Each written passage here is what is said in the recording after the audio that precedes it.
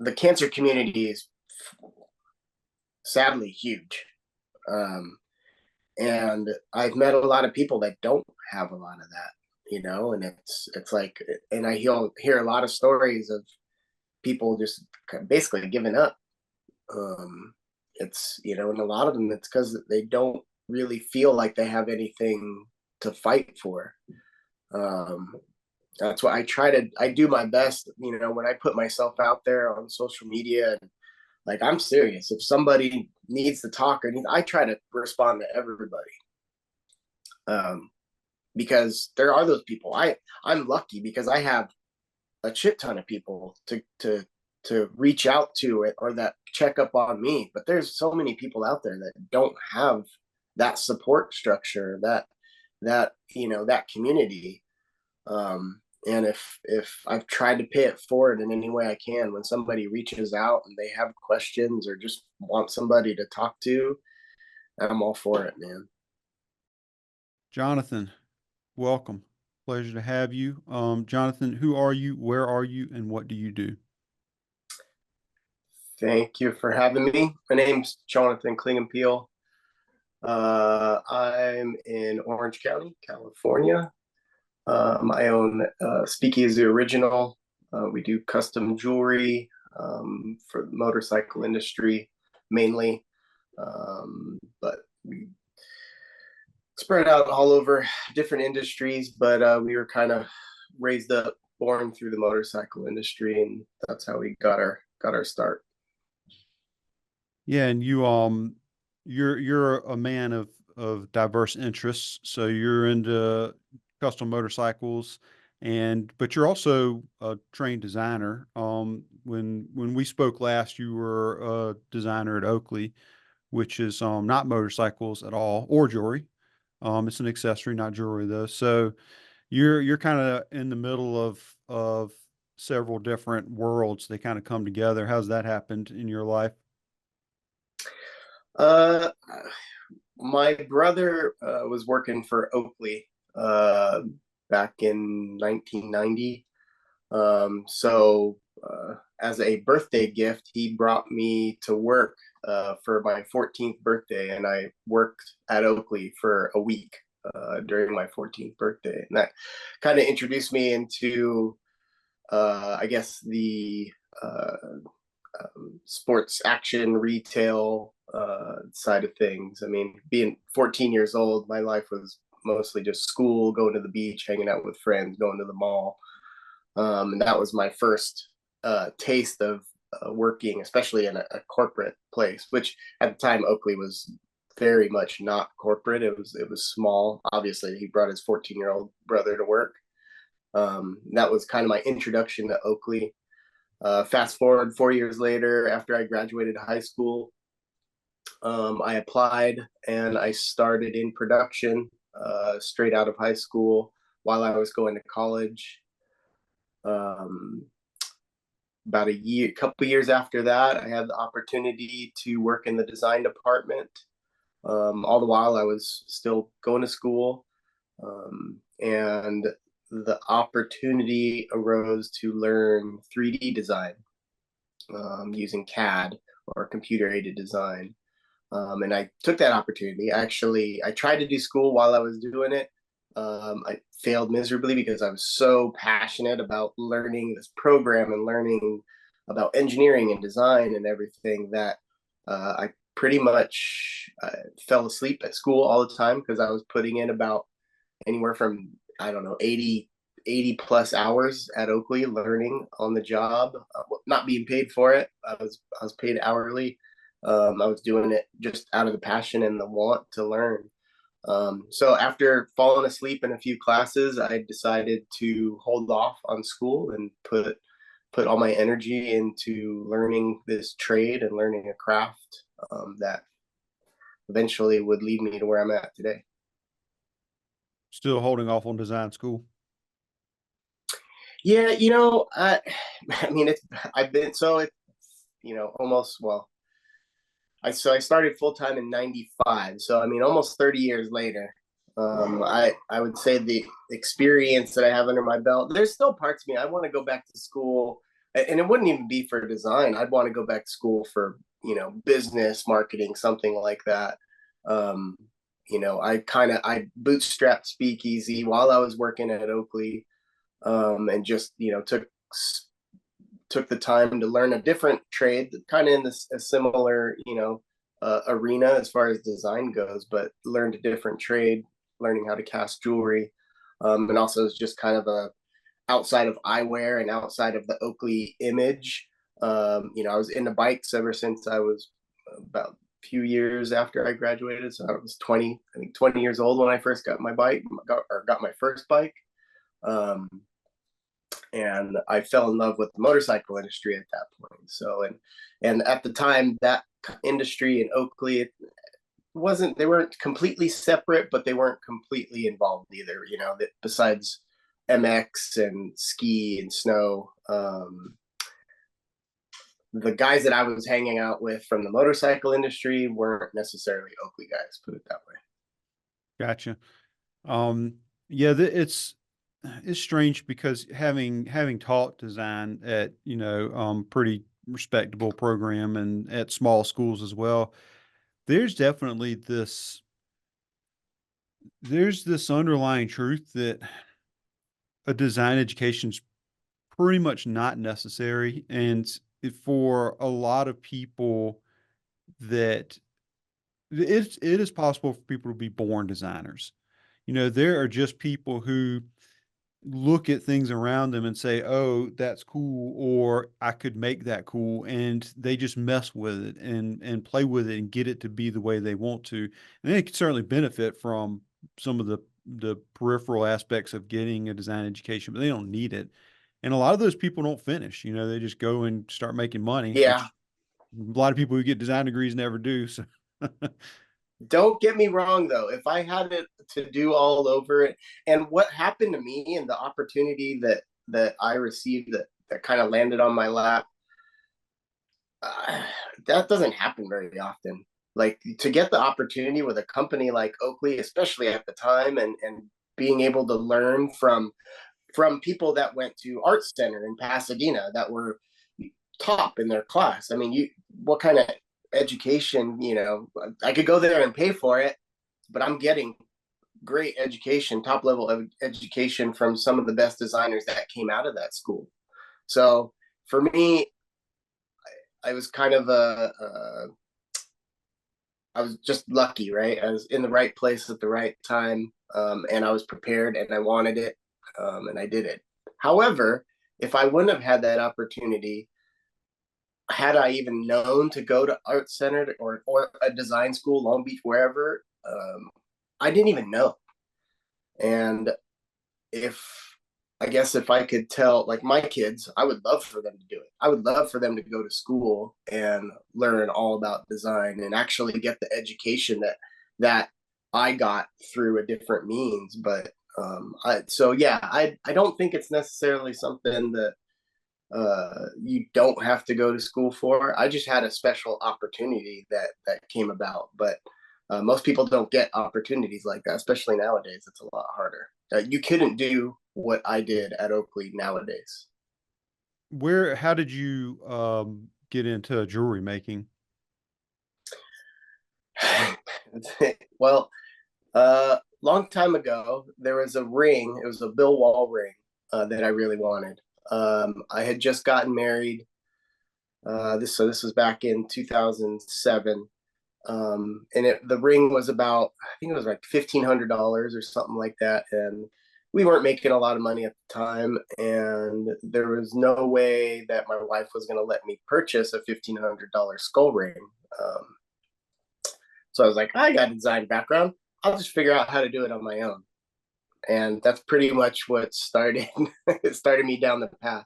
Uh, Her father, my father-in-law, was a dental technician, so he had um, experience casting.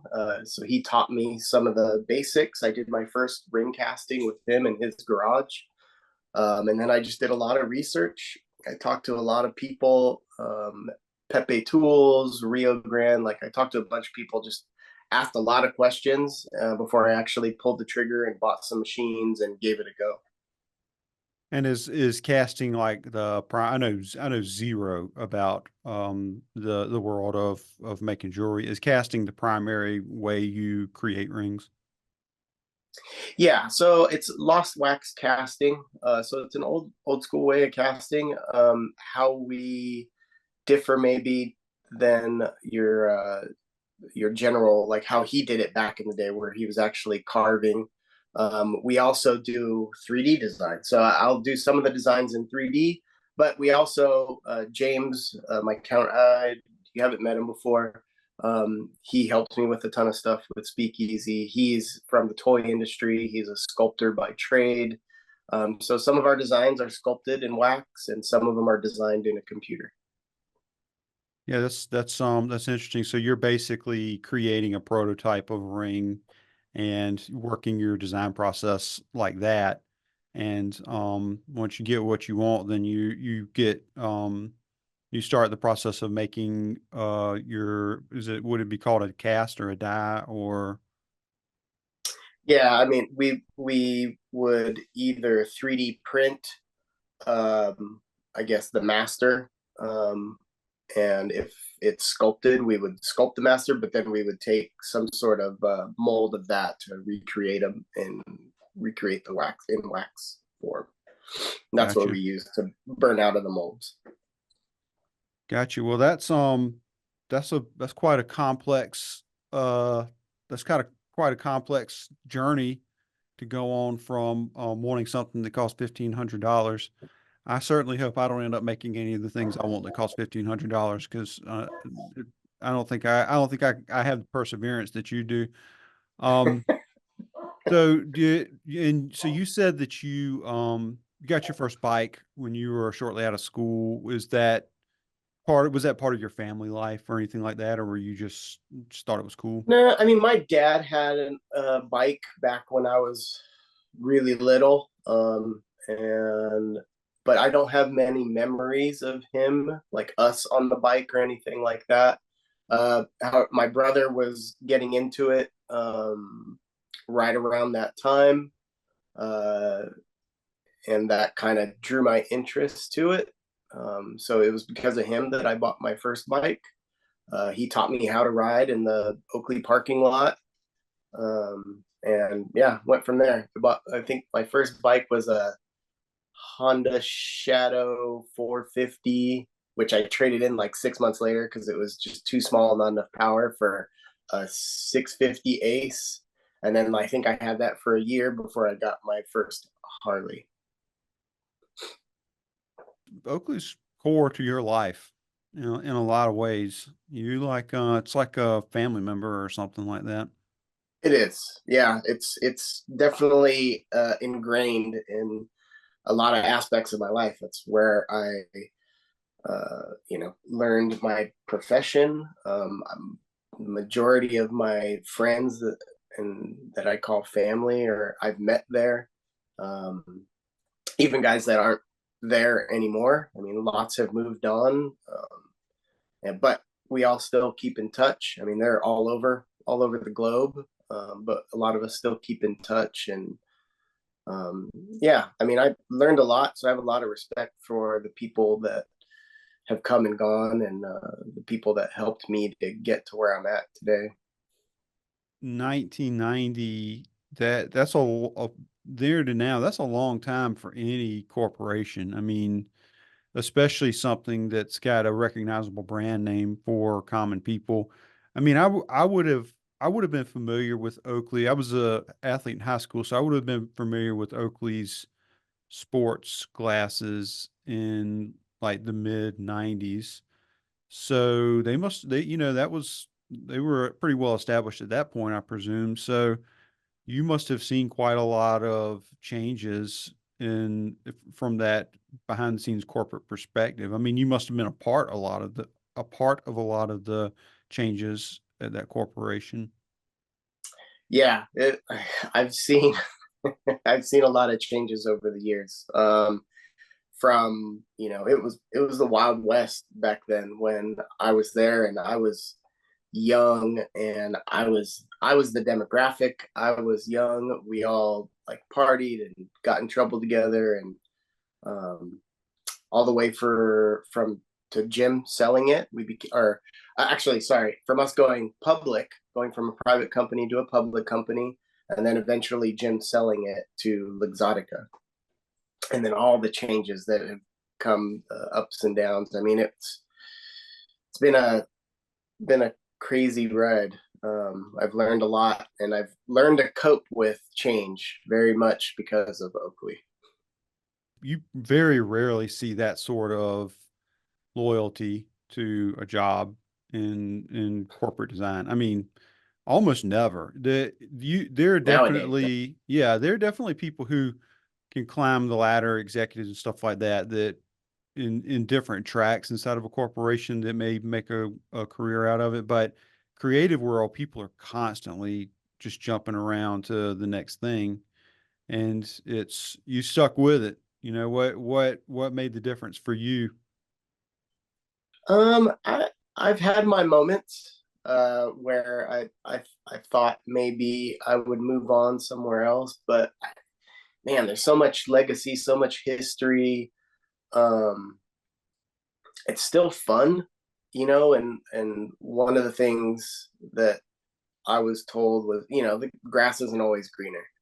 No matter where you go, and after people have left and I've talked to everybody, everybody pretty much agrees that no matter where you go, you're gonna have to. There's gonna be some sort of issues and obstacles to overcome, and I don't know. I guess for the longest time, It's better for me the devil I know than the one I don't. At this point, we've talked to several people who are in the bike world. We've talked to Winston Ye, huge bike designer out of Taiwan. We've talked to Wes Reinica, who's the editor in chief of Bike XF magazine. And it's amazing, like, bike culture is its own thing. I mean, it is life consuming for people. There are so many people into bikes. It's like they got their job, they got their family, and they got bikes. And that's, it's pretty even sometimes in how those things stack up for them. So your your jewelry making is primarily that that audience market demographic of people into bike culture, right? Yeah. So how did you become so was it just a natural phenomenon that those cultures sort of overlapped? Yeah. I mean, because since I was already in that world, in that industry. I mean, I wasn't selling in that, but I was in that world, and the people that I was hanging out with outside of work, you know, whether it was at the local bar or wherever, you know, wherever we were riding around to, um, a lot of those relationships formed before I started Speakeasy. So when I started Speakeasy, it kind of that was just the way to go. Like that ring that I saw was at a Harley Davidson dealership, right? So that kind of just my interest outside of Oakley and the way I view design and just the way I dressed and everything else, everything lent itself to the motorcycle industry. Um, also, I so it was 2008 is when I started it, and I don't know when Sons of Anarchy came out, but there was probably just in Orange County, there was probably you could throw a rock and hit the door of a motorcycle club. There were so many, and that's when I first started. I was doing club rings for just random riding clubs. I'll say riding clubs because there were so many of them, and the Sons of Anarchy. I'm sure that spawned some of this. The whole club life, club style. I'm not talking about the 1% clubs, and like those guys have been around forever. But there are a lot of riding clubs. So uh, Orange County was filled with them.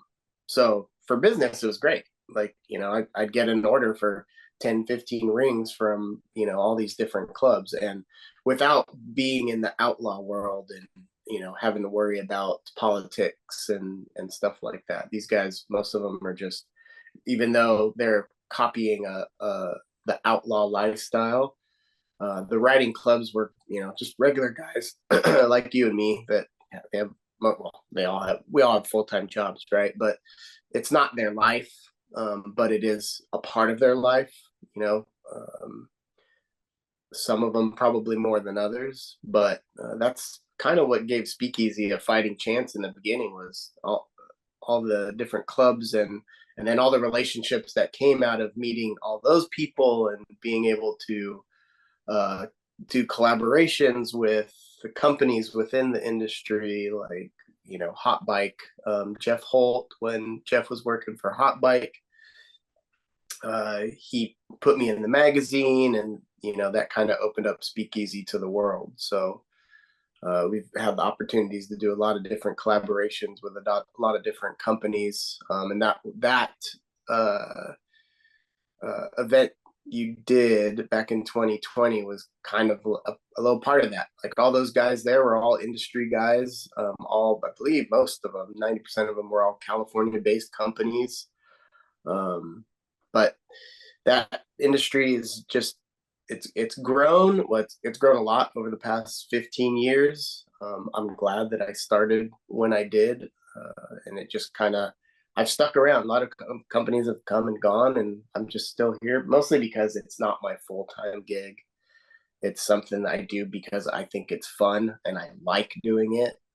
It's not, definitely not paying all the bills. If anything, I'm probably on the negative when it comes. I put more money into it than money and time into it, but it's really the relationships that it's afforded me along the way that I think I treasure the most. Yeah, and were you when you first started like taking it seriously, did were you immediately well received, or did you have to put work into exposing people to the work you were doing? With that industry, you got to pay your dues, right? And I had already been writing. I'd already met so many. I already knew these people, right? So I had the trust of some. But it is something that you have to pay your dues, and it's not. I feel like today a lot of the social media and everything that's going on, a lot of these companies just like, ooh, I'm going to start a brand, and they just start selling shirts, and they think that you can just step into this industry without just coming out of nowhere. And maybe partly you can, but how it was back in the days, you needed to make the relationships, you needed to be in the trenches with them, you needed to pay your dues, spend the time, create that trust, to create that that relationship before you were really accepted. And I think there's still a part of that in the industry too, that I've been in it long enough that I'm kind of inside looking out, and I see newer brands like really trying to do what they can to be accepted into the industry. It's hard for some, easy for others, but typically when people get into it, it's because they've already been a part of that lifestyle and they knew people that are already in it. So it's not a huge leap. It's not like all of a sudden they woke up one day and was like, I'm going to start being a biker and start selling t-shirts. We like to know that the people that we get involved with, that we're connected to them somehow, and those connections can come in lots of different forms. In the scenario that we're talking about, that connection is a cultural one, and that culture comes, there's a way you dress that may not be the same for everybody who's into custom motorcycles, but and just like picked your arm up there, arm covered in tattoos probably helps somebody have that unconscious signal, a way of talking.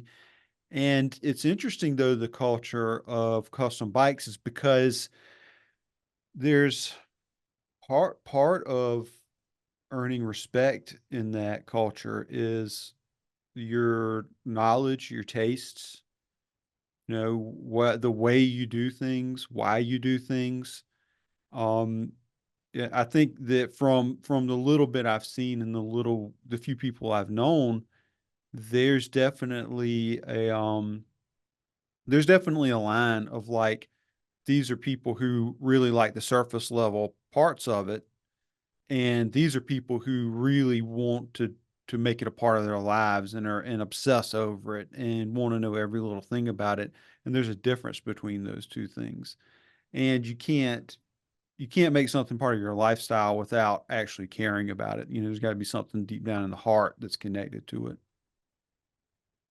Yeah, I mean, I think at the end of the day, our love for motorcycles and that lifestyle and the feeling you get when you ride is that's the common thing, the foundation, I think, of what everybody started on. Um, and then showing up for each other, right? I think a lot of us are in that industry are very like-minded. It's a very it's it's built on respect and tradition, and just showing up for each other, I think, is probably one of the biggest things that we do for each other, right? And that's how we built this community. um, and it's as big as the motorcycle industry is, it's not that big. Like you either know somebody or you know somebody that knows somebody. But um, it's it's a it's a family within that industry that I think we show up for each other constantly when people need help. There's great foundations helping riders, and overall it's I appreciate the people in it because we share the same love for motorcycles, but at the same time we're very like-minded in a lot of different ways outside of motorcycles, Yeah. family, and, and whatnot. Following you on social, you know, kind of, and I run GFDA social. Like I kind of watched your story over the past few years, and you're lucky to be here. And I'm sure that that community and that family that you built has was a big part of helping you stay strong and keeping your heart pointed in the right direction. Do you want to talk a little bit about that stage of your life? Yeah, that was that's all part of it, right? We so backstory: 2 years ago, just over 2 years ago, I was diagnosed with stage 4 colorectal cancer.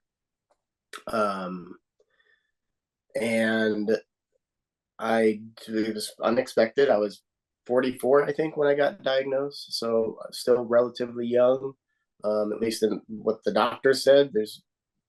They didn't think I had cancer because of my age, although within a month of being diagnosed, I met two other people that were actually younger than I was.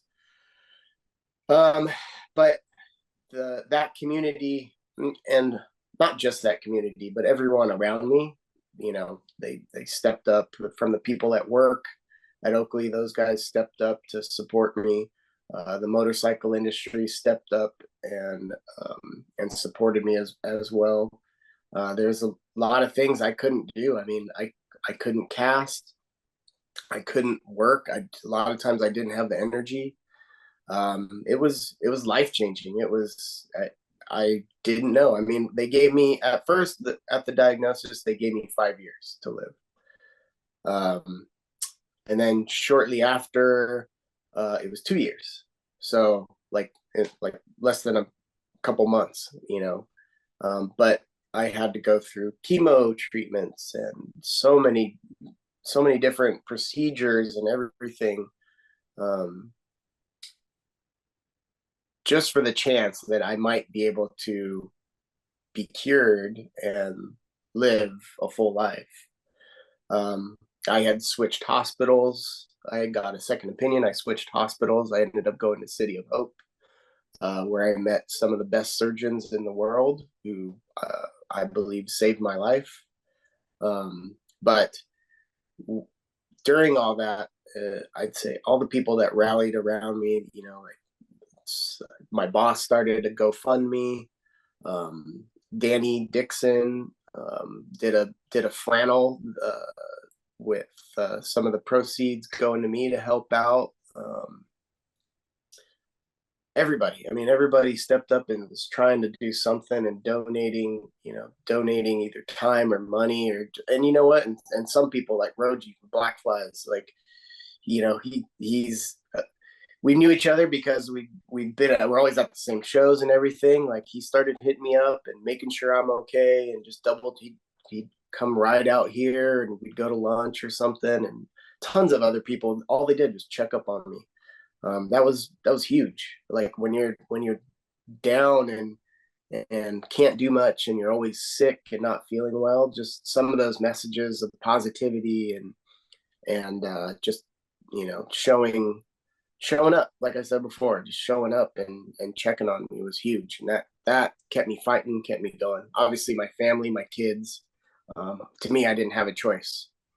I made life decisions, life changing decisions. I stopped drinking.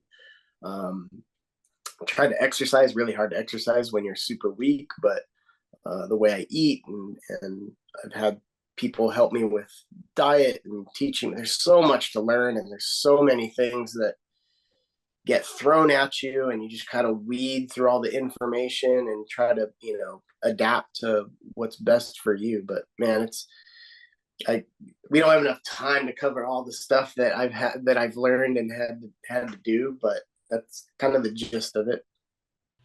And what's the state of your health these days? So I'm in remission. Back in 2023 in November. Wait, was it 20? No, 2022. End of 2022, they did a surgery. Um, so I went through. I can't even remember how. My memory is like it's pretty blurry. All of 2022, I can't remember a lot of what happened, and even parts of 2023 because I was just so out of it. But at the end of 2022, we had a big surgery, a lot of stuff that had to happen just the right way in order to lead up to that surgery. The cancer had spread to my liver, and they had to basically stop half of my liver from working, and kill half of my liver, and then wait for it to regenerate, which your liver is amazing that way. And if it regenerates up to a certain percentage, they were able to do this surgery. So it was a single surgery, and they cut out half my liver, the tumor in my colon. I had tumors in lymph nodes. I forgot how many. I think there's 12 or 13. I believe I had 5 in my liver. So I think it was a 9-hour surgery. Cut it all out. I recouped for about a month, 5 weeks, and then they tried giving me chemo again. It was late December, I believe, and it crushed me. Like I was not recouped from the surgery enough to withstand another round of chemo, and it put me in the hospital. I was deathly ill. Like I thought I was going to die from just that, and I survived the surgery just to do another round of chemo and take me out. But my oncologist decided to stop chemotherapy altogether. He weighed in my quality of life and the chemotherapy and what it was actually might do. Um, you Whether you get chemo after surgery, it's not 100% that it's going to do anything. It's kind of preventative chemotherapy. So he's like, you know what, you just get healthy, live your life, get healthy, and if we'll keep an eye on it. If it comes back, then we'll start you back on treatment. So I've been in remission since basically end of 2022, beginning of 23. I go in every few months. I get blood work. I get scanned. They keep an eye on me and just make sure if anything pops up, I'll have to jump back into chemo. But for now, I'm in remission. Fingers crossed. Has this experience changed your perspective on life? the, uh, yes, I more so than anything else ever. Um,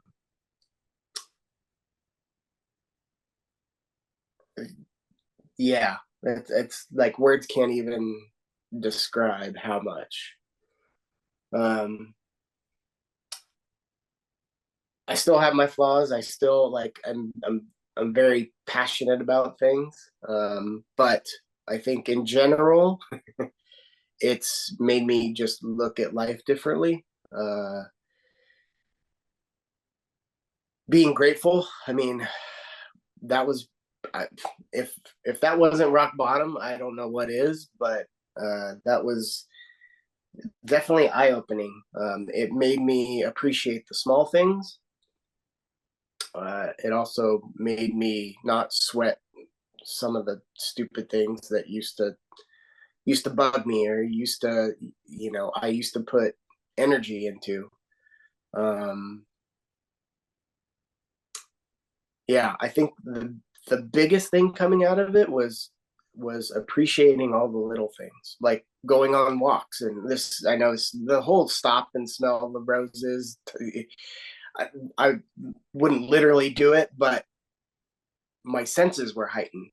Like going on walks, I would pay attention to the smells and the sounds and the feelings and all that kind of stuff. It's surreal. It's hard to explain. And when somebody says like you wouldn't know unless you've been there, and I hope nobody has to be there, but it's one of those things like you just don't know until you actually experience it yourself. Um, at least for me, it was life changing. Uh, I What's important to me has changed. Obviously, family is always important, right? Work was really important. Not that work's not important, but I'm never gonna miss a big occasion or experience with my family because I have to work. Um, you know, I love work and I love what I do, but I feel like I was so just obsessed with speakeasy too, with trying to make that work in Oakley and everything, that I missed out on some of the other things, small things with the kids. And now that the kids are getting older, I don't want to miss out on that stuff. I have a 15-year-old and now a 12-year-old, and to me, like, uh, hopefully they go off to college, and so for me, I'm counting down the days. I'm like, shoot, I only have a few years left with this, and before she goes to college, I want to be able to have experiences with her, go on vacations and do all that kind of stuff. And I look at, as you get older, like my mom passed in 2019, and it's like she was waiting for my dad to retire so that they could go enjoy their life, and she didn't even get to because she waited all that time. Her health deteriorated. She couldn't enjoy living, and it's like, what do you all do it for? Enjoy it now. Yeah, we overlook the little things because we have them. Because the little things are all around us, we can touch them anytime we want, and they become invisible to us after a while. And it's only in the very, very rare life experiences where the little things go away that we understand that that's what life is. Life is the little things. That's your whole life is a bunch of little things that are really, really important, but not prioritized necessarily. And so that is a huge change that happened. And it's, you're a lucky guy, but you're you're lucky not only that you were able to receive effective treatment for the disease that you had, but you're also lucky that you got a life worth living that gave you something to fight for. That you have a family, you've got a community, you've got great people in your life. Um, that those things help in the tangible ways of like helping you with a GoFundMe and stuff, but make they give you a life worth fighting for, and that's really the probably the best thing that you had for you in that situation. Yeah, and I think about that because there's some people that I've met, in my journey, I tried to, uh, you know, the cancer community is sadly huge. Um, and I've met a lot of people that don't have a lot of that, and it's like, and I hear a lot of stories of people just basically giving up. Um, it's and a lot of them, it's because they don't really feel like they have anything to fight for. Um, that's why I do my best, when I put myself out there on social media. Like, I'm serious. If somebody needs to talk I try to respond to everybody. Um, because there are those people. I'm lucky because I have a shit ton of people to reach out to it, or that check up on me. But there's so many people out there that don't have that support structure, that community. And if I've tried to pay it forward in any way I can, when somebody reaches out and they have questions or just want somebody to talk to, I'm all for it, man. Yeah, and that's another sort of uh post-traumatic mindset that people enter into. So you come out of something like that, you appreciate the little things in life, but also you have an immediate need to help other people. I mean, immediately. It's like because you were at a place where it was you and the eternal, and no line, no nothing. Every day could have gone. Every day there was nothing there. And so you come out of that and say, like, what, I know what helplessness feels like. I can't stand the thought of other people feeling helpless. And you immediately want to help other people. And I mean, I'm sure that it's a struggle because in a lot of ways there's nothing you can do for people, but um, showing people compassion counts way more than people realize. Yeah, I think a lot of people coming out of that situation where they've gotten help, uh, and people supporting them, I felt like it was my duty to pay that back, right? To pay it forward, and to help out where I could.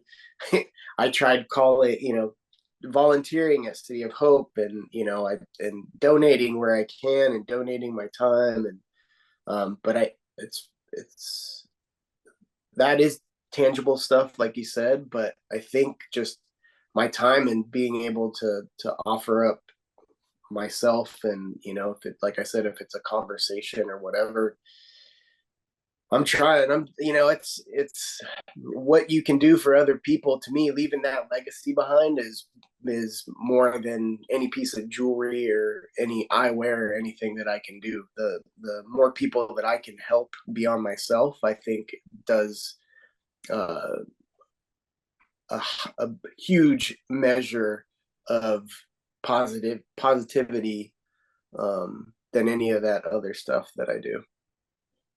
I think that in our world, oftentimes the human spirit and willpower get um they get devalued because who knows why, maybe it's just human nature, but I think part of it's like technology's so prominent in our lives that a lot of people have gotten into this mindset that technology's bigger than us. Social media is more important and bigger than the human spirit, and it kind of squashes it or something like that. But it's not true. I mean, like, at this point, talking to dozens of people who are like the best in the world or who have lived extraordinary lives over and over and over again, I've learned that the will inside of you, your heart and your soul, is the most powerful thing you can touch in your world. Just yesterday, I had a call with a guy who Justin Gatlin, who's world record holder for sprint. He's gold medalist, world champion, all kinds of gold medals and all kinds of stuff. And he literally at one time held the world record for the sprint. And here's somebody who you can say you can put a stamp on it and say best in the world. No, we got the math, no question, right? And he was telling the story of an athlete that he was, helping kind of coach, and he was watching the guy run a race. And at the start of the race, the guy, like, something happened and his form broke, because I mean, at this level of elite athlete, every tiny little molecule matters. And the guy started running bad, basically. But when that happened, he let go and ran harder, and he went from fifth to first in the race, running badly, poor form. And so I asked Justin the question. I said, so when you tell me that story, does that mean that you believe that the will overcomes the technicalities? And he said 100%. And that's the same story you're telling, is that it this landscape of cancer is huge. It's huge. And most people don't really have a sense of that until they've gone through the process themselves. But it's still, even though it very well could take you or a loved one, it's still not bigger than heart. I mean, it's not. And heart is what turns it around so many times. Yeah, that that will is huge, and we lost my father-in-law to cancer in 2021, and we actually lost my wife's cousin to cancer in 2022, end of 2022. I was actually in the hospital from that chemo treatment, and we lost her while I was in the hospital. We were both battling cancer at the same time. Um, I mean, you got to have that will to try and push forward, but fuck, man, cancer's a bitch. Sometimes it doesn't matter. As much will and perseverance and push and drive and luck and whatever, it does not discriminate. Yeah, so I kind of casually mentioned this to you in the DMs, and I've talked about it with another friend of mine that I've talked to who lost his mom to cancer. But in July of last year, my mom was diagnosed with a brain tumor, and she passed away like 10 weeks later. And the nature of the type of cancer she had was such that it often goes unknown or misdiagnosed. And when she went to the hospital, they thought she had a stroke because she couldn't read something. And so my stepdad took her to the hospital for a stroke, and they gave her a CAT scan and immediately sent her to the regional hospital. And they found she had like a massive complex tumor in the back of her head, totally inoperable and all that stuff. And um, I went home when I got the call, like, she's had a stroke. I was like, okay, so I got a few days worth of clothes together, and then it's like, oh, well, got another call, said no, they found a tumor. I don't know anything. They just found a tumor. And I think it's bad. So I went home with like a few days worth of clothes, and I ended up, from that moment that I walked into the hospital, I stayed in her hospital room that night. The next day, the neurosurgeon, the oncologist, came in and gave her the full diagnosis. And from that moment forward, I was with my mom 23 hours a day. I was her caregiver. I was her primary caregiver. I I became her her eyes, her ears, her mouth, her mind, her body. I did everything for her. If she moved eventually at a certain point, I was moving with her. And the the hard one, I mean, obviously every part of it's hard, but one of the hardest parts at the beginning was because brain cancer affects your cognitive ability and your memory in ways that are unpredictable. It's like the cancer is self-destroying brain tissue, but also your body is isolating the cancer with fluid and inflammation, and all of that's like just changing behavior and memory in ways that you don't, and motor skills, but it's really unpredictable. And so and as a coincidence, my mom and I both were primary caregivers for her mom in 2019 when her mom was unexpectedly diagnosed with terminal cancer. And like, I dropped everything then and went and stayed and took care of my grandmother during the day while my mom was at work, and then my mom would come and take care of her at night. And so, um, when my mom got sick, um, it was immediately with my life experience and the people I've known and the kind of weird shit that I'm into. My first thought is like, we can win no matter how bad it looks. It's possible for all the reasons I was just describing. Like, I have faith in that, but it doesn't matter how much faith I have, because my mom's mind, there were, she had a short-term memory that was between 45 seconds and 5 minutes because of the cancer. She couldn't fight. Like, my mom was a nurse for 40 years, and at the end of her career, she actually worked in oncology, which made it all way, way worse. And so, once she got into the stage where she was deteriorating a lot more, like, she knew she was sick, but you, she couldn't have that persistence, that presence to process things in the way a person's got to process it to make certain decisions. And so the reason I go into that long story is in response to what you said, is that there is a point where it doesn't, sometimes there's no fight. Sometimes the even though the human will can conquer everything, there is a paradigm in which the human will gets completely disarmed, and there's nothing you can do. And for the people that survive, they've got to try to get something out of it. They've got to try to make something useful out of the tragedy that their lives have become. Yeah, that's, I will say I became more spiritual because of it too. That's I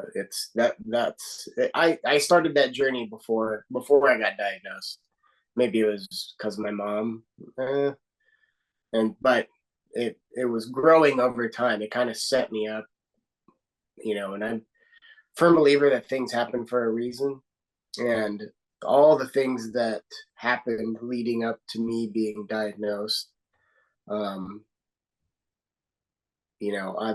I dealt with hardship and change and being able to adapt and overcome.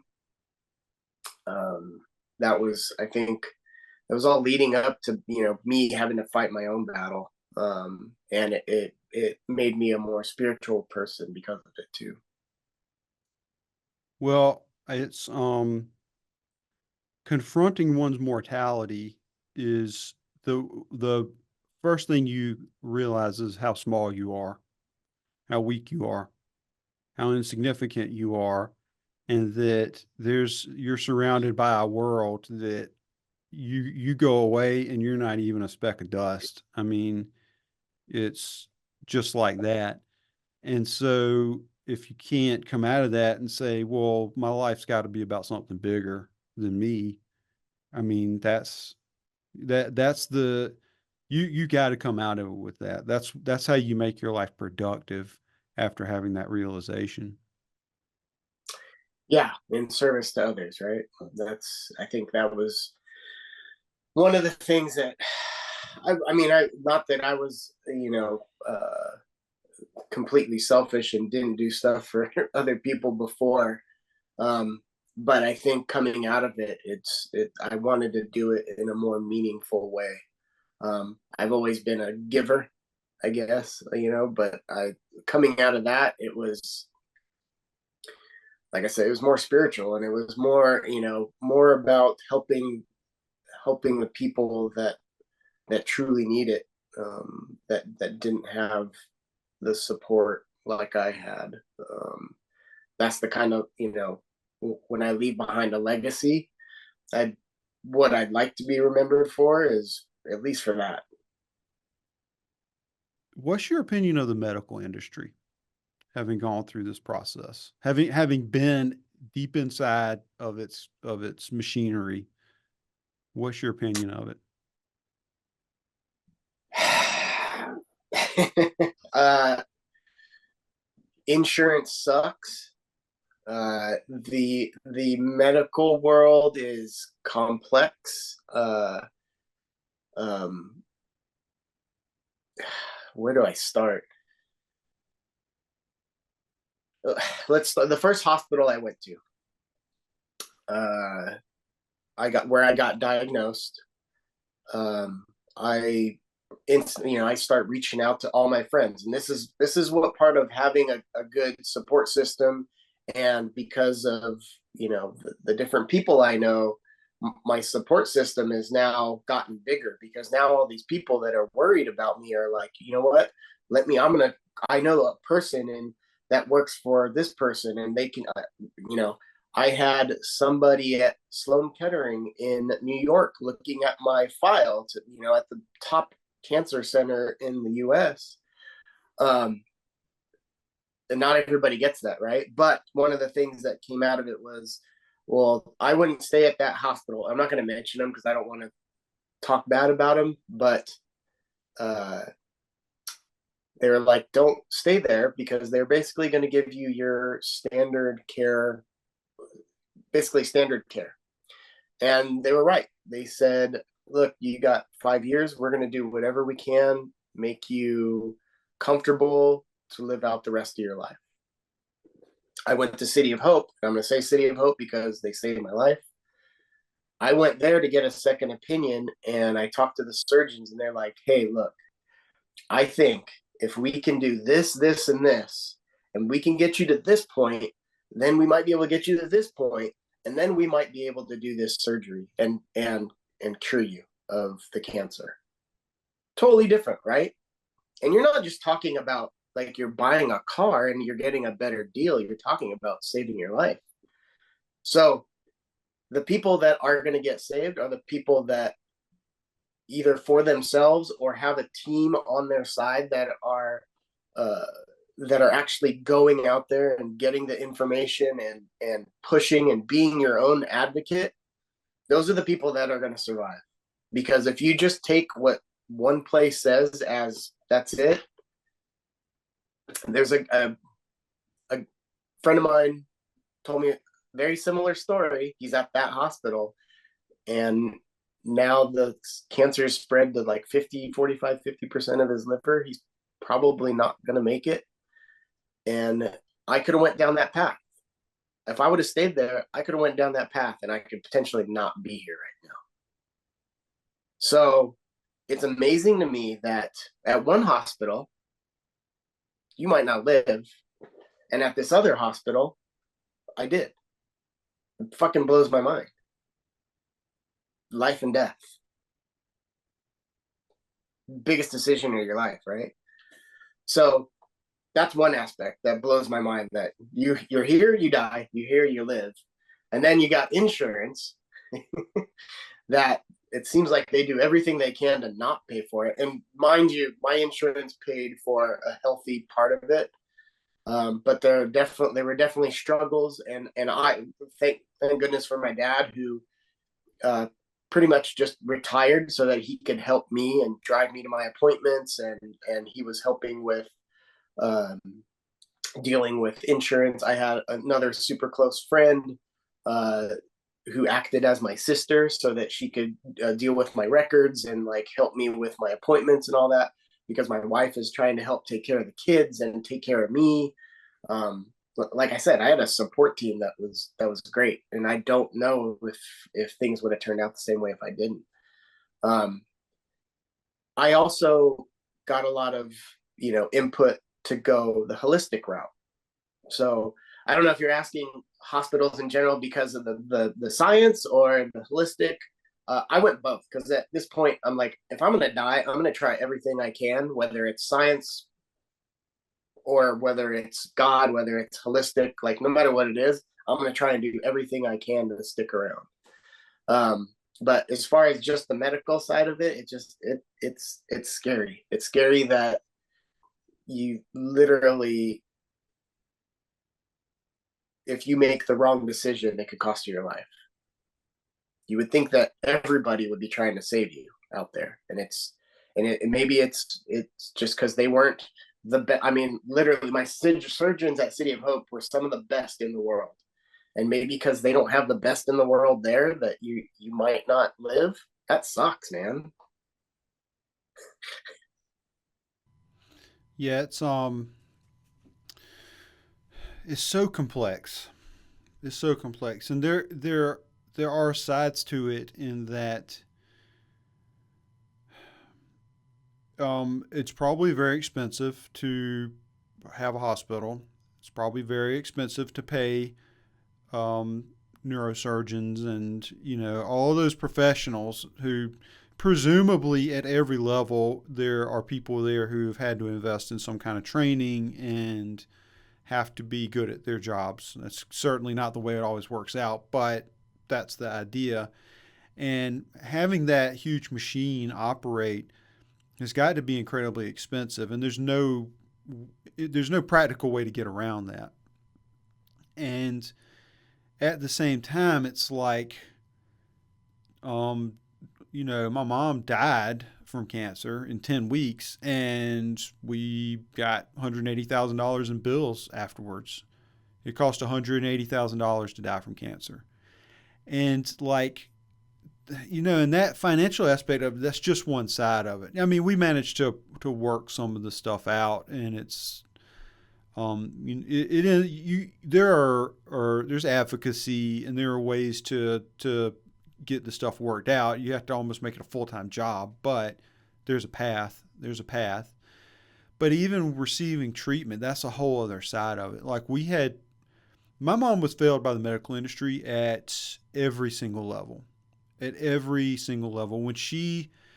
So her symptoms began with she felt like out of sorts. She felt confused. Like she got lost in the town she's lived in her whole life. And, my stepdad didn't understand what was going on. He thought she'd been under a lot of stress. Like she just got her dad in a retirement home and stuff like that. And he thought that he didn't grasp what she was trying to communicate to him. Right. And so she made an appointment with her, general practitioner to talk about that, and they got her charts mixed up, and she got, you know, she drew the nurse practitioner straw on the doctor visit day, and like the nurse practitioner got the wrong chart and thought my mom had COVID, so she didn't come in the room with her. Like she stood in the hallway and was like, "Okay, well, you'll be okay. Just go home," basically. And so that's where it started, And that's not to say they would have diagnosed brain cancer with my mom being confused. They probably would have given her drugs or something at that level. But got to the hospital, and she went in. One of the nurses who was treating her was super mean to her, to the degree that she got disciplined as a result of it.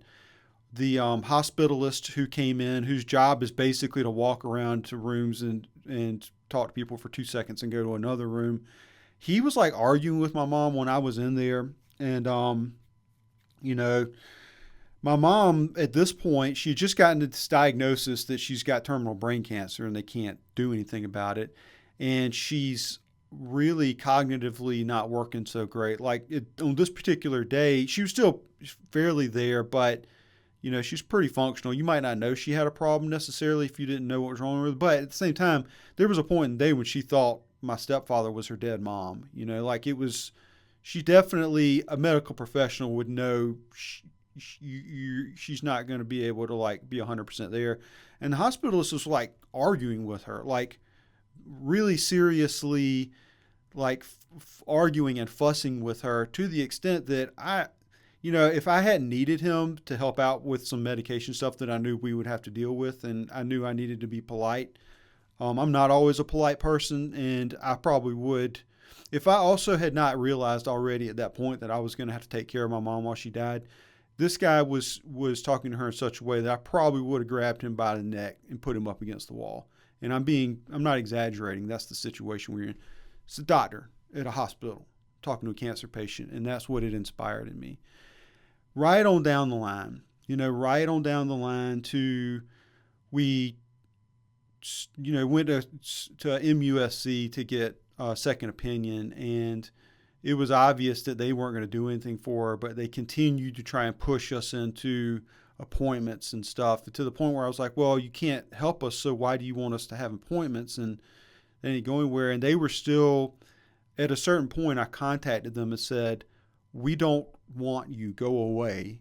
And even after my mom died, they were still contacting us trying to schedule visits for her to do stuff, and I'm, my memory's foggy too. I didn't go through a whole lot, but I every level, every level, every level, somebody's incompetence made the process of my mom's death unnecessarily difficult. Now, on the converse, there were excellent people. There was like the junior nurse who reported the senior nurse at the risk of getting in trouble herself, and she, didn't help us directly, but that was a good thing. That was a good person. There's a cancer center in Tampa called Moffitt, and they're excellent. I don't know a lot about this stuff, but if you're in the area and you want a second opinion, I'd highly recommend them. I was talking to the navigation nurse on the phone. She would talk to me for 45 minutes a day almost, and treated me like they just opened up and I was the first. My mom was the first patient they got. She talked to me all the time. She worked hard. She told me how to get imaging and how to talk to people and how to move the process along.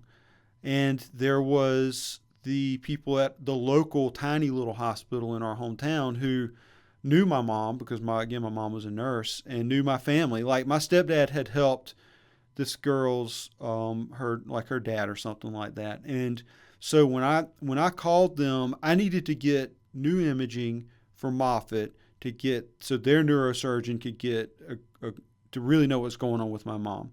I didn't know at that point, but usually I needed to get an MRI, and I didn't realize it at that point. But usually you don't just call and get an MRI. You gotta wait a super long time.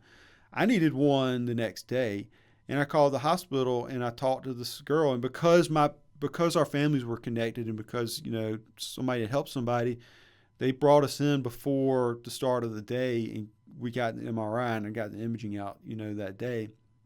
all of those things are all of those things were the sort of things lining up that did help a lot and give you hope. But at the same time, we we went through a nightmare horror of life, and on top of that, the medical industry really failed us as almost as much as it possibly could. And then they charged us $180,000, for my mom to be dead. And so that's a bit of a rant that I went on, but I do have a point. And the reason that I wanted to ask what your experience was like is that so much of this conversation about surviving the disease or diseases that cancer is, so much of that conversation is about the things we've already talked about fighting and about having a community and stuff like that. But there is a whole separate fight that goes on in getting your treatment, getting effective treatment. That's a whole other paradigm of the fight for your life if you get cancer. Yeah, it's call it lucky or what have you. That a whole, and that's why I didn't want to mention the other hospitals, because there was a great team. They so many of their nurses, the my I forgot what they called it, but basically I had like a concierge nurse that she helped with every aspect of my appointments and who I had to talk to. Like, she was awesome. It was during COVID too, so like people weren't supposed to come in and see me. Like there was a lot of different things, and this somehow she like bypassed it. And I think, actually, I didn't know at the time, she's like, just she told my family and my friends, just tell them at the front desk it's end of life and they'll let you in. So I had like people coming into my room, and like I got to see her. I'm like, wow, this is really cool. I'm surprised they let everybody in. It's COVID and blah blah blah. And then not till like I was almost out of the hospital, um, they're like, oh, they were telling us to say it was end of life. And I was like, oh, that's kind of fucked up. But in hindsight, I'm glad they did, and I'm glad they were come in. But there's a lot of things that hospital did right. It's just I don't have the most biggest love for some of the surgeons and some of the doctors there. Some of their decisions that they make, right? But yeah, I mean, talking to other people about the just the cost of it, and I'm still dealing with it today. Like after this, I have to call my insurance and I have to deal with, City of Hope actually forgave part of it. Um, Dealing with insurance and trying to get them to pay for things. They're like, well, we're not going to pay for this test or whatever. I'm like, this test is to make sure that I don't have any cancer markers. Like, it's it's a battle every day, to the point where it's like sometimes it's like, oh, should I just pay for it? And a lot of people do if you can, right? And then if you can't, a lot of people just go in the collections, which I ended up in collections on a bill because I didn't know. And I mean, this is how people end up with bad credit and fucked up, financial situations, because usually it has to do with the medical world. But I mean, that's, man, I don't wish that battle on anybody. It's still a pain in the ass a couple years later. And then seeing people going through the same kind of process and experiences that I was going through, and all I can do is, suggest and make recommendations and say, hey, like, if you want your life saved, you might want to go get a second opinion. I would go to City of Hope if it's cancer, right? But I don't know. I didn't have as bad of an experience as you and your family. But I definitely think there are a lot of things that can be fixed. And I mean, I get it. These guys are, probably swamped with so many different, you're just another number to most of them, right? You're just another number on their docket that they gotta serve up prescription meds to, and do what they can to fuel the whole pharma. And like, I don't want to get in all that, but I mean, that's fucking A, man. That's a big thing driving all that stuff. I honestly think that there's holistic and natural cures for cancer, um, that we just don't know about, and it's because of pharma. I think that's why I did the chemo, I did the scientific treatment, but I also did a lot of things that weren't, and I wouldn't change it, because I ended up surviving. Knock on wood, so far so good. But I definitely think that there's a lot of other things at play there than, as far as money and the medical industry and big pharma. So what are some of the holistic treatments that you pursued? So there's on Instagram, Gary Higher Wellness. Uh, he's a plethora of knowledge. He does a bunch of different stuff. I changed the water that I drink. I know there's going to be debate on whether this works or not. Look, man, the people who are going to argue, they're way in the future from us right now. Like, so screw them. That's okay. Go for it. Well, one, I stopped eating processed foods. I stopped eating, fast food, but mostly stopped eating processed foods. Sugar is supposed to feed the cancer, right? So I stopped eating sugar, to the point where there was a time I even stopped eating fruit. But I've, it's I looked at, I started looking at ingredients and all my different foods and all the, that's part of trying not to eat processed foods. Like, every bread has enriched, flour, and that's processed flour, and most breads have sugar. There's so much stuff that I didn't know that I learned going through this process and learning what I should and shouldn't eat. And then you want to watch some fucked up stuff on like Netflix about your food and everything. It's pretty jacked up. Like, you don't want to eat anything basically after. But trying to make the right decisions as far as what I put into my body. Um, Trying to, exercise more, be healthy, and just be aware, pay attention to the foods that I'm putting in my body. That water that I started drinking, the Kangen water. We have a system hooked up, and I drink that. Uh, Mushrooms, microdosing on mushrooms. I did CBD and THC for fun, but a lot of the CBD pills and stuff. Carrie Hart sent me a bunch of stuff from the Hart and Huntington has a line. I think it's Hart and Huntington has a line of CBD products. He sent me some. San Diego Customs Chip sent me some from their San Diego line. So I was doing all these. I told you, man, I was doing everything and anything that I could get my hands on. I had people, sending me stuff.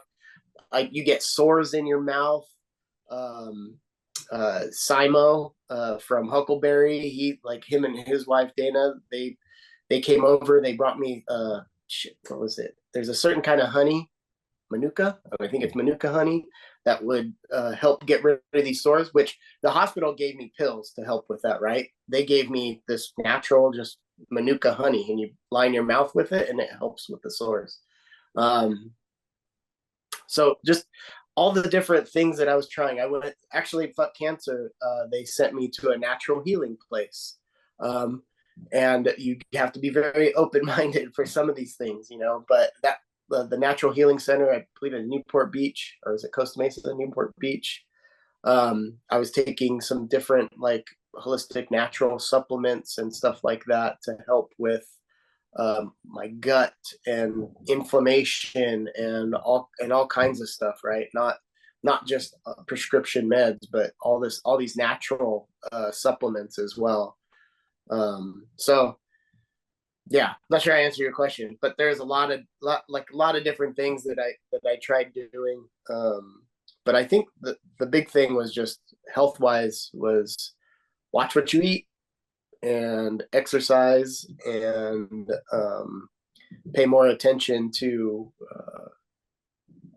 everything, the things that you use on your body, the lotions that you use on your body, your hair product, your soap, like it's everything. Once you start like dipping your toe in that water of like, oh, this thing I used my entire life and never thought twice about it and just thought it was normal, it's like, the rabbit hole type of thing. And why, you end up looking batshit crazy because you start learning more and more and more and more. And you start to realize like, I have to pay attention to absolutely every single thing in my life Yeah.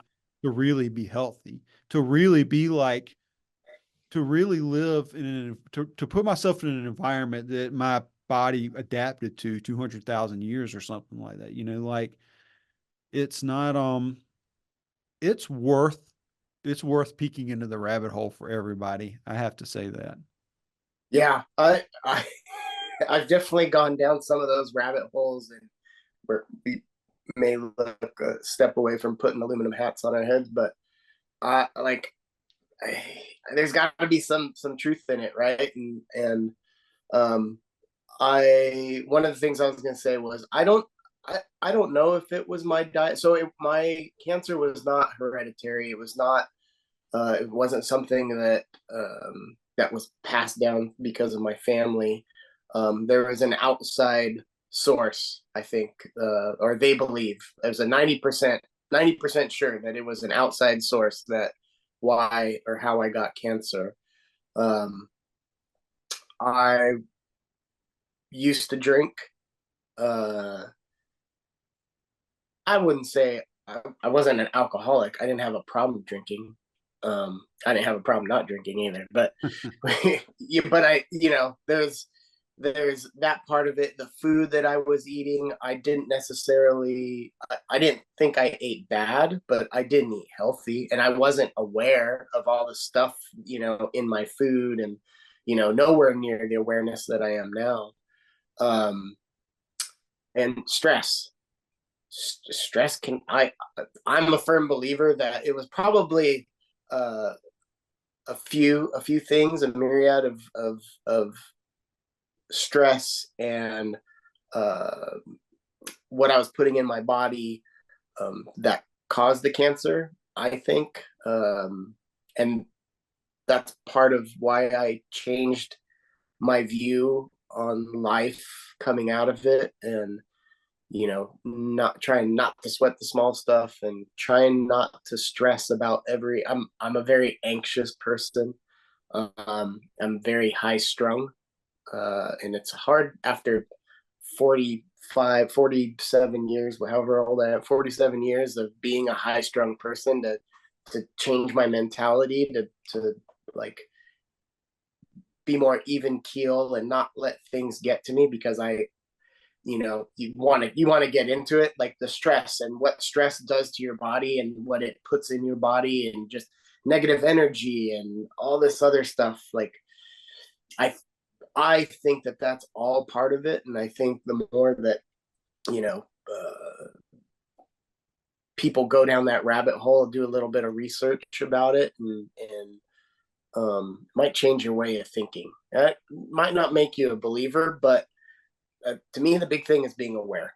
And if people at least have a little bit of awareness of it, then they might check that label the next time, or they might stop themselves before they, uh, have road rage or whatever it is. Yeah, well, if we can agree that willpower can overcome disease, then it's not pretty too far of a leap to say that stress can contribute to it. It's kind of the other side of the coin. But I mean, my one of the reasons I formed a one of the reasons that I apply critical thinking to the established narrative on health industry in America is my parents, generation above me. I'm from the southeast. I'm from the diabetes belt, and most men my age are obese in South Carolina. And my dad, my stepmom, they're not obese. I think that side of my family just doesn't have the genes that can help contribute to it. But I sat down one day when I was visiting home, and every Sunday, my parents sit down with they've got this basket that's this big. And this basket is filled with pill bottles. And every single Sunday, they take turns. Every other week, one of them does it. They sit down with a list, a piece of paper, and these like daily pill trays. I mean, like double, triple decker pill trays. And one of them has to go through the list and set up both of their pills for the whole week. And I'm not exaggerating, it takes 45 minutes. It takes 45 minutes for them to go through all these pills they take and set it all up for the week. And neither of them are like sick. I mean, they're older, so they got ailments and they've had to get treatment for things, but they don't have diseases. They're not taking pills because it's fighting some disease in their body. That's just the that's just the medicine they take because they go to the doctor regularly. And they're over the age of 65. And it's like, and I mean, my dad's hard working dude his whole life. Hard working man, working hard in the industrial manufacturing plants his whole life. So he could come home and at the end of the day and work hard at home. That was his whole life. And part of the thing is, they are that the generation. I don't want to lump everybody into it because every generation's got people who see things completely differently. But of where I'm from, there's a large segment of a certain part of that generation that gets exposed to pharmaceutical commercials like throughout the day constantly.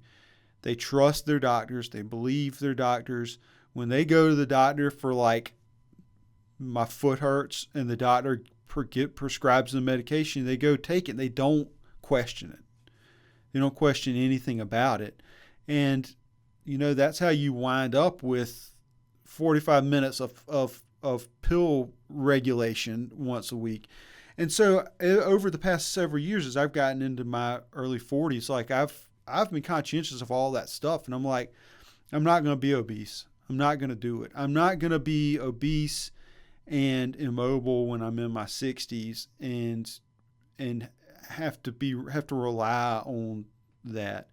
And that was a huge thing for me. It was like, well, diet and exercise are two things that may be doing it wrong. I may not be able to learn everything, and I'm not going to be successful all the time. But it was like I can do those things. Those are within my grasp. And I think that a lot of sensible people are starting with that stuff instead of starting with the pills. But unfortunately, it just seems like a whole bunch of doctors go the opposite direction, and it's a little frightening.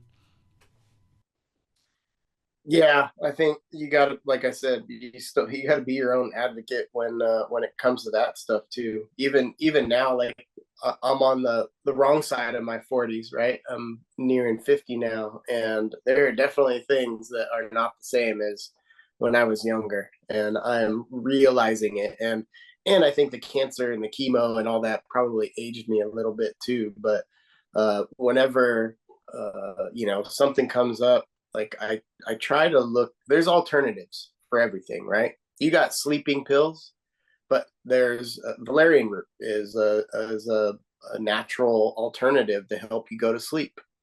There's natural alternatives for a lot of things. You just have to research it or ask.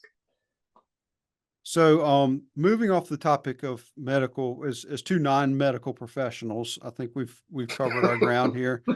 One thing I'm curious about for you when you were in the thick of your treatment, your kids are they're old enough to be conscious of what's going on with you. That must have been really, really difficult for you to, as a father, to know that they are frightened too.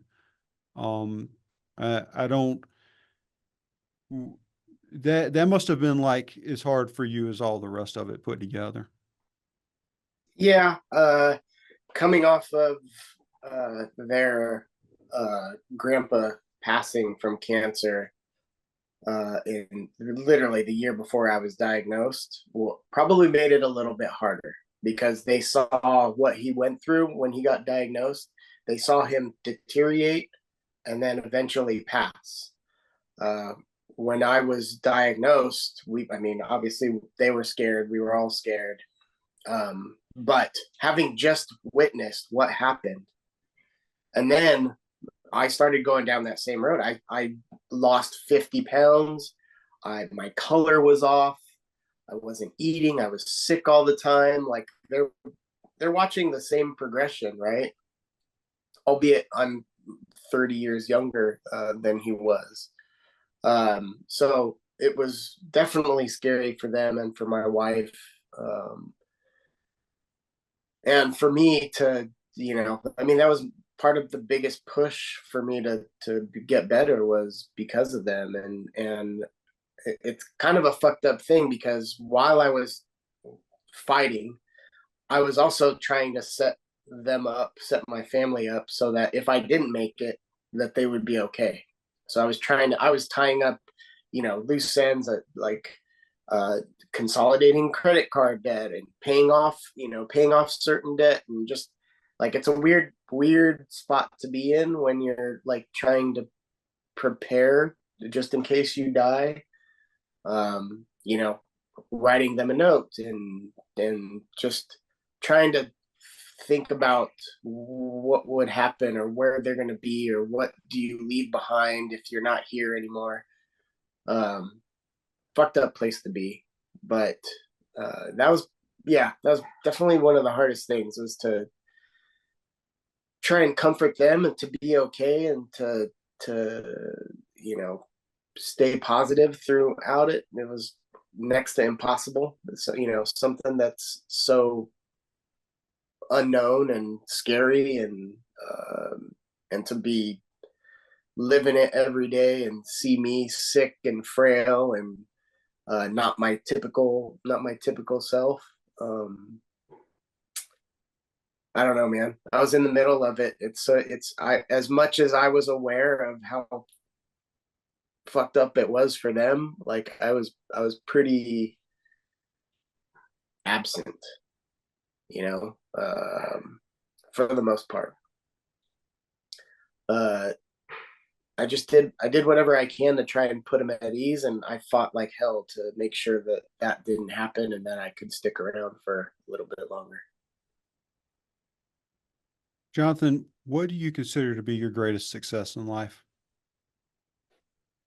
Oh man, that's a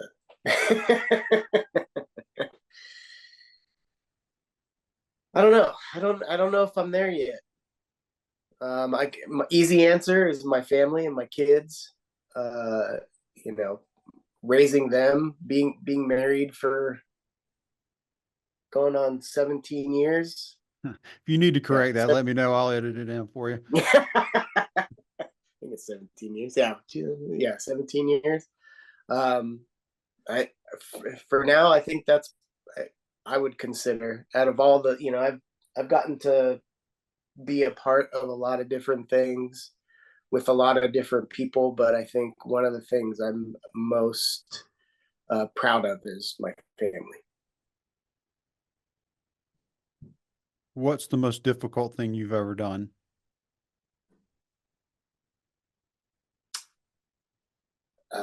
Cancer, man, fighting cancer, that is by far top of my list. I would say it's not one of, it is the hardest thing I've ever had to go through. And in some weird way, one of the best things that happened to me, just because of my new lease on life, my new take on life, the coming out of it. And it's, what I tell people when they're like, well, what'd you learn from going through cancer? It's like, I learned that some of the things that I thought were important aren't. And some of the things that I didn't appreciate, I do now. Um, but by far, that was the most difficult thing I've ever had to deal with. And some of the best stuff came out of it. Well, Jonathan, I'm, I want to congratulate you on not only stepping up to the fight and coming out the other side of the fight with the disease that you had, but also on having a good life. And that is something everybody wants, but it's really hard to obtain. And oftentimes we have to let go and not cling tighter to certain things in order to have the life that we can say is well lived. So, sounds to me like you've done it and you're still figuring it out, but you stepped up to the plate to make it happen. And so that's worthy of some congratulations. Um, I'm really grateful to you for the time that you've given me. I wanted to ask you how you want people to connect with you on social media. Uh, I'm always Instagram's probably my main source of social media and communication. Like I said before, I try to answer everybody that hits me up, but that's where I'm at. I share my story on there as well as whatever I'm working on, but and I'm just now getting back into it. We didn't even talk about that. We're just moving back into our home, so I'm trying to clear out my shop and so I can get started working again. But Speakeasy Original on Instagram, that's how they can get a hold of me. Excellent. And I'll annotate that down in the description. So, maybe we can have another call later and talk about more pleasant things than the huge rabbit hole that we went down, but catch up and see what life is like now that you're on the other side of stuff. Um, well, Jonathan, thank you again for the time that you've given me, and I'd like to thank everybody who listened. We appreciate your time as well, and we'll talk to you next time.